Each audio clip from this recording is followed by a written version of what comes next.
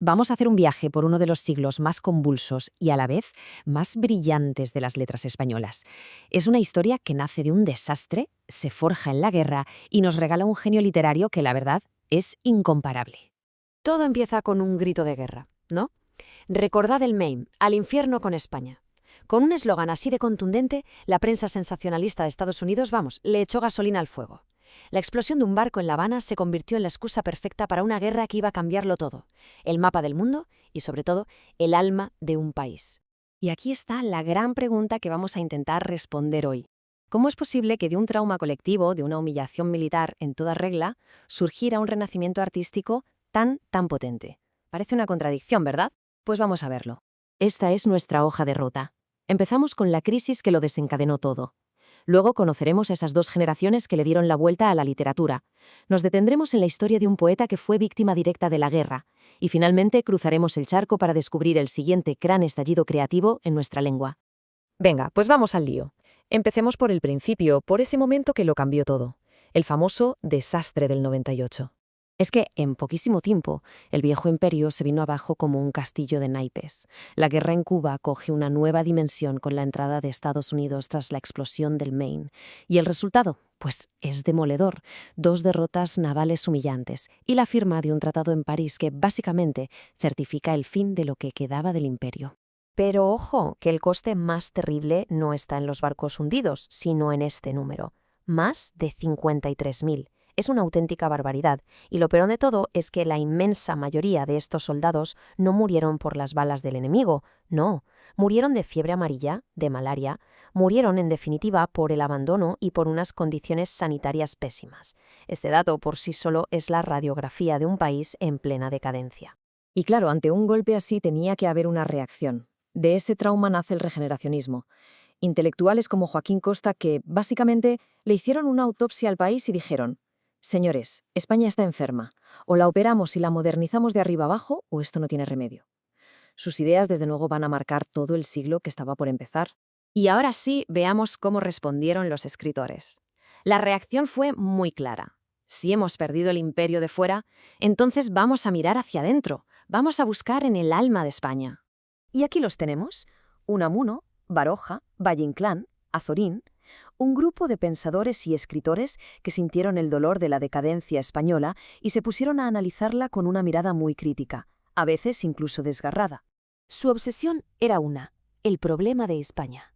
Y para entenderlo, se recorrieron el país y encontraron en los paisajes áridos de Castilla el símbolo perfecto de la esencia española, de su grandeza pasada, sí, pero también de su decadencia presente.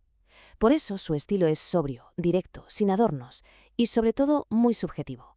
Ese paisaje castellano es, en realidad, un espejo de su propia alma angustiada. Y si hay alguien que encarna a la perfección el espíritu de esta generación, ese es Antonio Machado. Estas palabras, encontradas en su bolsillo tras morir en el exilio, son un resumen perfecto de su vida. La nostalgia por la luz de Sevilla, de su infancia, y la oscuridad de sus últimos días. Es que su vida es un viaje constante, de la luz andaluza a la fría y austera Soria, donde encuentra el amor de su vida, a Leonor, pero también la mayor de las tragedias con su muerte prematura. Fue un hombre muy comprometido con su tiempo, que recibió la Segunda República con una ilusión enorme y que, como tantos otros, acabó sus días en el exilio, huyendo de la guerra. Bien, pues damos un pequeño salto en el tiempo y llegamos a la siguiente gran oleada de genios. Si los del 98 miraban hacia adentro, con gesto preocupado, los del 27 van a mirar hacia afuera y hacia el futuro, con ganas de experimentar, de jugar y de renovarlo todo. A ver, es que esta tabla lo deja clarísimo. El cambio de mentalidad es total. Pasamos de la obsesión por España a la obsesión por la belleza, por el arte. Del tono pesimista a la experimentación y a la vanguardia. Y lo fascinante es cómo mezclan influencias.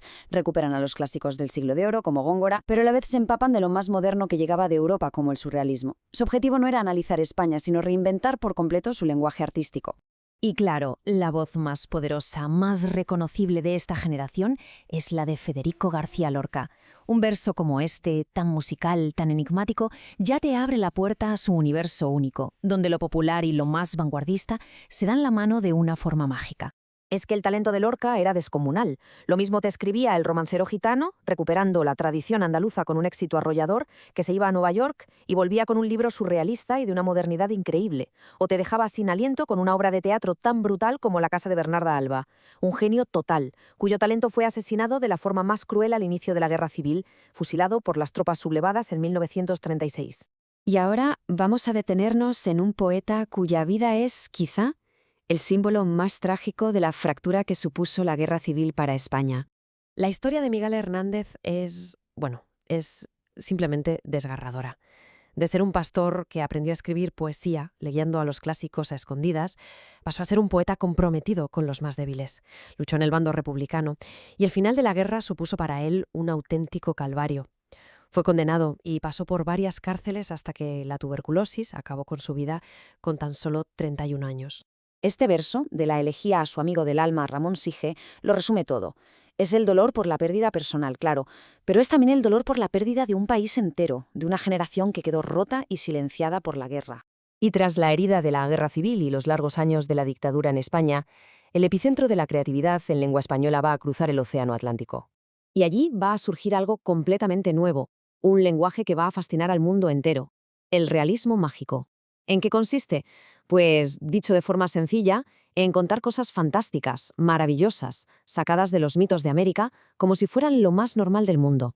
La realidad, de repente, se vuelve mucho más grande, más rica y más sorprendente. Y este es probablemente el comienzo de novela más famoso de la historia. Con esta frase, Gabriel García Márquez nos mete de cabeza en el universo mágico de Macondo. Él, junto a otros genios como los argentinos Jorge Luis Borges y Julio Cortázar, forman lo que se llamó el boom latinoamericano y, sencillamente, reinventaron la forma de escribir novelas en español para siempre.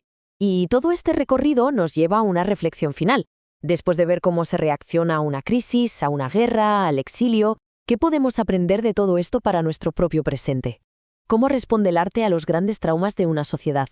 Cerramos con esta pregunta. Una que se hacían los hombres del 98, una que se hacía Machado, y que hoy, la verdad, resuena con una fuerza increíble. Es una pregunta que la literatura no nos va a responder, pero que tiene el inmenso poder de obligarnos a pensar en ella. Gracias por habernos acompañado.